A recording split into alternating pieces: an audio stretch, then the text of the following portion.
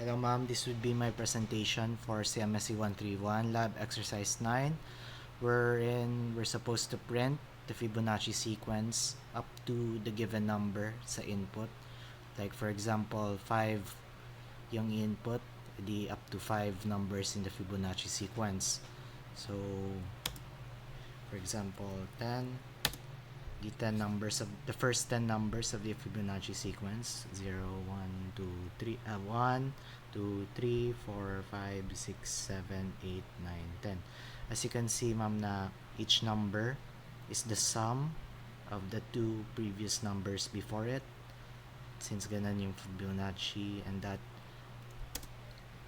for example 11 na siya, 4, 5, 6, 7, 8, 9, 10, 11. At saka yung 55 is the sum of 21 and 34.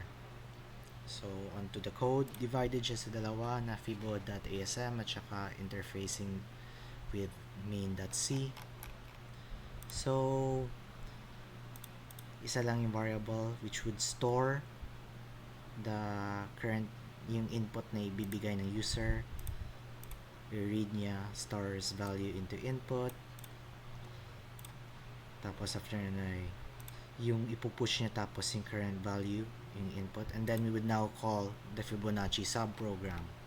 Within the Fibonacci subprogram, which is over here, ganito yung overall logic niya based sa understanding ko from high-level languages.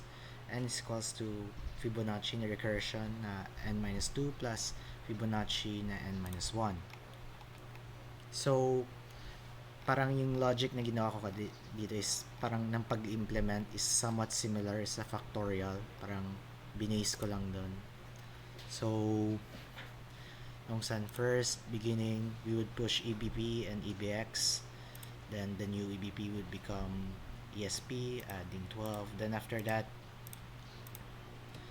we would then add the current value of EBP into EBX. Then after that,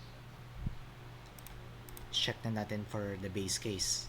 Nung saan, if the number stored within EBX is less than or equal to 1, edi pwede na tayo mag-end, mag-quit sa recursion, siya diretsyong pumunta na dito. Nung saan, the last number would be 1, since ito yung starting for the Fibonacci talaga, pang increment. So, however, if n is greater than 1, edi kailangan pa natin i-minus continuously, recursively.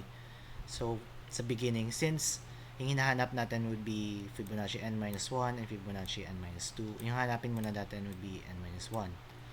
So, yung gagawin natin, pasok natin to ECX, yung EBX minus 1.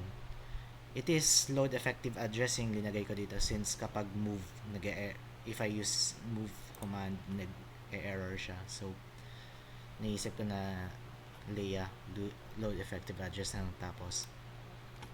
Then, ipupush into the stack yung current value ng ECX, which is n-1. Then, we would call Fibonacci for EBX or n-1. So, continuously or recursively na siya mag-1. However, at the original na iteration, i-remove niya tapos yung n-1 from the stack. After that, we would need to save n-1 temporarily, or Fibonacci n-1. So, push muna natin yung current value ng EX to stack. Then after that, we would now do EBX minus 2, since yung hinanap next would be Fibonacci n-2. So, parang the same procedure din siya na ipo-push, tapos i-call din ulit, then after that, pa-pop. After popping, we would now be able to find yung current value within that specific na number, which is over here. AX is now equal to Fibonacci n-2 plus Fibonacci of n-1. Then we would now jump to end. Within end, tatanggalin na natin yung EBX na EBP, and we would now return back over here. Kung ano man yung final na result dito, yun yung ipiprint natin, then we would now end it. Pero as you can see ma'am na kung saan ay tigi isa-isa lang to. So dun ko sa main for loop. So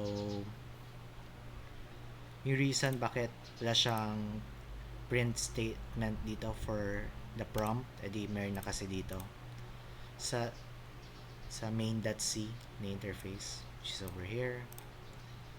Tapos ganyan. Pero since nagwo-1 kasi nagsistart dito, since the base case is 1, para sumabay lang sa example niyo dito na 0, I just printed 0, then after that n minus 1 na lang.